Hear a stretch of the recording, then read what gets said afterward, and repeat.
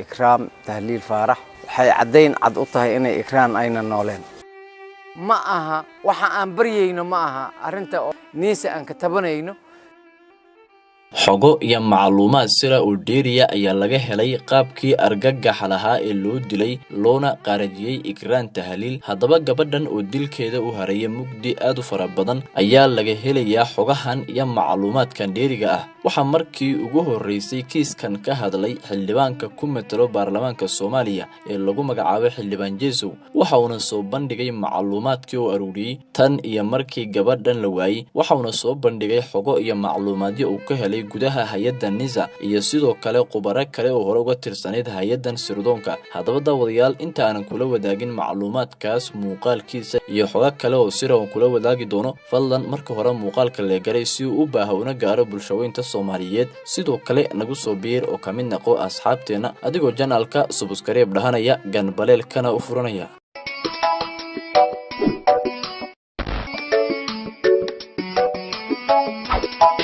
hadaba daawadayaal markii ugu horeysay waxa afka furtay oo soo hadlay xildhibaanka baarlamaanka Soomaaliya ku metelo Ikraan Tahliil kaas oo lagu magacaabay xildhibaan Jeesow xildhibaankan ayaa soo bandhigay xogo iyo macluumaad badan oo ka qarsanaa bulshada Soomaaliyeed maadaama markii gabadhan la waayay ilaa iyo hadda uu kiiskan gudaha ugu jiray waxa uu aruuriyay macluumaad xogo kuwaas uu dawladda dhexdeeda ka helay bal hadaba inta aan xogaha kale iyo macluumaadka aan ku hayo kula wadaagin aynu isla daawano muuqaalka Jeesow ma aha waxa aan baryayno ma aha arinta oo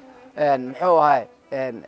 niisa aan ka tabanayno iyo qaabka ay kiiskan u maanjigareeyeen ma aha wax aan weydiisanayno ama aan baryayno ma waa waxaan xaq u leenahay waa in si bareer ah ay arintan uga hadlaan waxaan rabaa inaan ka hadlo dhibaatadii iyo dhibkii ku dhacay gabadhayda qaaligii ugu ahayd Ikraam Tahliil Faarax iyo qoraalkii ka soo baxay hay'adii ay ka tirsaneed ee NISA runtii markii ugu horeyso waxaan rabaa inaan ku bilaabo tacsi ah inna lillahi wa inna ilayhi raaji'uun ilaahay ha u naxariisto Ikraan dabcan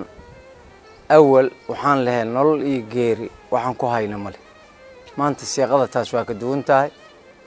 hay'adii aan tuhmaynay inay Ikraan nolol noo keento waxay sheegeen inay Ikraan dhimatay marka arintaas iyada waxay cadeyn cad u tahay inay Ikraan ayna nooleen xilliga ay soo gaadhay umrigeeda Allahu a'lam xilliga ay dhimatay Allahu a'lam anagu ahalkeeda hadii aan nahay ma hayno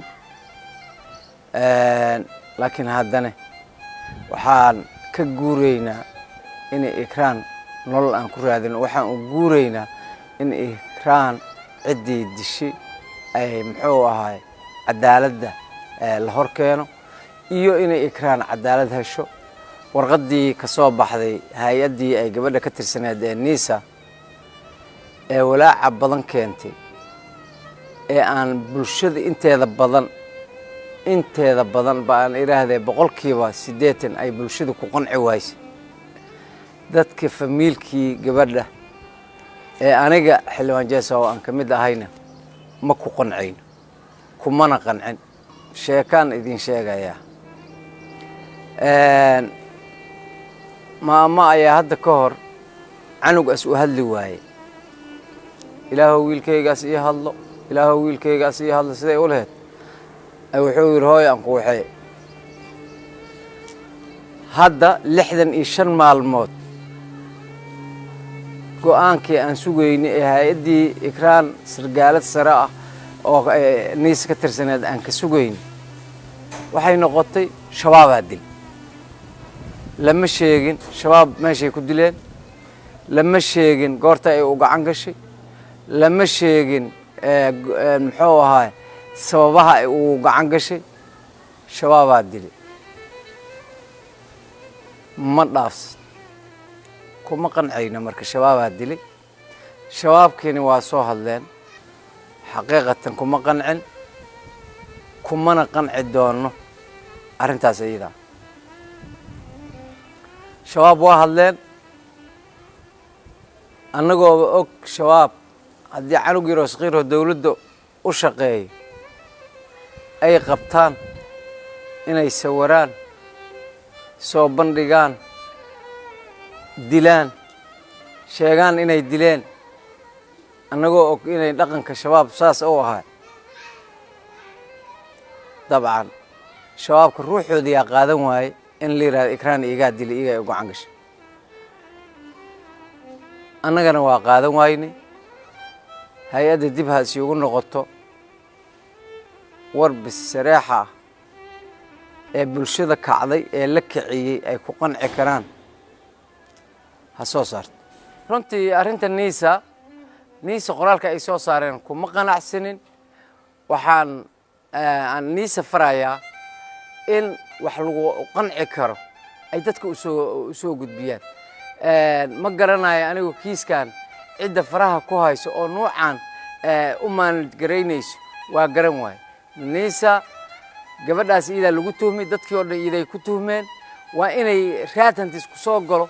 si akhlaaqiyin ah ayaa la siiga bixiyaa waa inay si akhlaaqiyin ah kiiskaas arrintiisa isiiga muxuu ahay ummadda ugula hadlaan ay muxuu ahay wanaajiyaan waxaa weeye ma aha waxa aan baryayno ma aha arrinta oo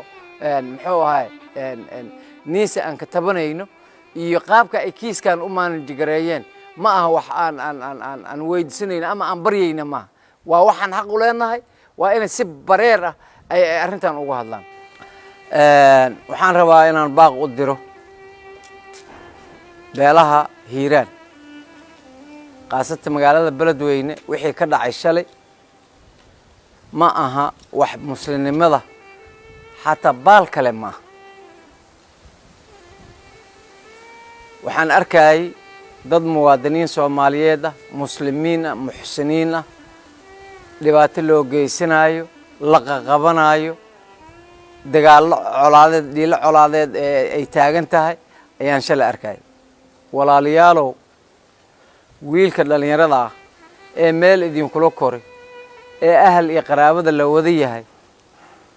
dadka aad uga aanaynaysiin waxaa laga yaabaa aqoonis xataa dadka inaad iska dhex aqoonin aqoonis xataa dadka inaad iska dhex aqoonin dadka qofka aad uga aanaanayso waxaan wax hay-ad dawli ee ka dhexdhacay waaye oo ikraan kiiskeeda shaqo kuma yeelan karo qof muwaadina oo soomaaliyeed oo weliba sidaad isku tihiin dadkaas shalayta la dhibaataynayay sidaad isku tihiin aada og tihiin hala joojiyo yaan la xadgudbin ikraan iyada haddii lagu xadgudbay muxuu ahay ay dhibano tahay ee aan tuhmayno inay hay-addii ay ka tirsaneed inay dhibano u tahay aan tuhmayno idinka maanta dhibanaha ka dhiganaha dad walaale meel nagula koray ahal iyo qaraabo aan nahay xidid iyo xigaalo aan nahay yaan lagu xadgudbin waxaan ka codsanayaa oo aan si buuxda u leeyahay dadka ahalka iyo ee xigtada iyo ee aan u ahay xildhibaanka inay codkayga maqlaan dadkaas la sii daayo ikraan kiiskeeda aniga ayaa dabagalaya anaana dabagalkeeda xaq u leh anaana dabagal u leh oo ku wada dabagal ma rabno in sidii muxuu animalka aan u noolaano waxaan rabnaa si bilo-aadinimo leh akhyaarnimo leh inaan kiiskeeda ikraan aan ku turxaan bixino raadka ikraan meesha uu galo haddaan ka soo noqdo ilaahay baa iga soo noqdo ikraan kiiskeeda meelaas gale kama soo laabanayo anaa adeerkeeda waad og tihiin xildhibaankeedaan nahay haddii aad rabtiin in sida dadka qaar ay u hadlaan oo mooryaanimaysa inaan u hadlo aad rabtiin anigu igama suurtoobi waxaan ahay nin dawli ah waxaan rabaa inaan si dhab ah oo caadil ah gabadhayda kiiskeeda aan u galo meelna oo muxuu ahay u galana uguma soo laabanayo cabsi iyo taadiid min waxaan idinka codsanayaa inaad warkayga yeeshaan oo aad dadkaas sii daysaan oo walaalnimada aad ilaalisaan madaxda hay-adda niisa horena waa uula fadhiistay haddana waa la fadhiisanayaa dadka fiiri dad baa raba kiiskii ikraam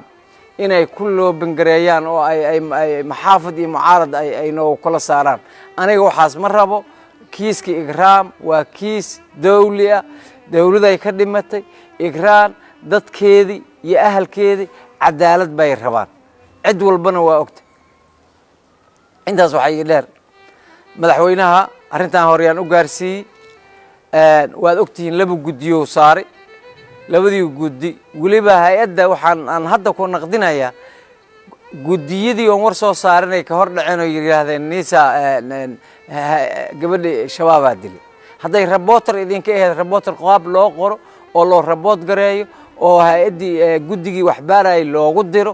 ayaa la heli karaa haddaba xildhibaan Geeso waxa uu soo bandhigayo waa sax oo waa run waxa uu ka hadlaya waa in dawladdu ay garnaqataa taasoo ah inay soo bandhigtaa gabadhan iyo qaabka loo dilay waxaan leenahay allaha u naxariisto Ikraan Tahliil Geeso wuxuu kamid ahaa xildhibaanada muxaafidka ee dawladda sida weyn u taageersan hase yeeshee arrintan markii ay dhacday waxa la moodaa inuu gabadhiisa xaqeeda si toos ah u raadinayo dadka qaar ay dhaliilayaan oo ay leeyihiin wali xaqa gabadha si fiican uma raadinayo haddaba waxaan leeyahay ummadda Soomaaliyeed oo dhan ha u kacdo gabadhan qof walba ayaa xildhibaan u ah haddaba daawadayaal barnaamijkan halkan ayaan kusoo gabagabeynaya xogaha iyo macluumaadka dheeriga aan ka helno kula wadaagi doonaa inta aan muuqaalkiisa kala kulmayno sida iyo nabadgelyo mahadsanidin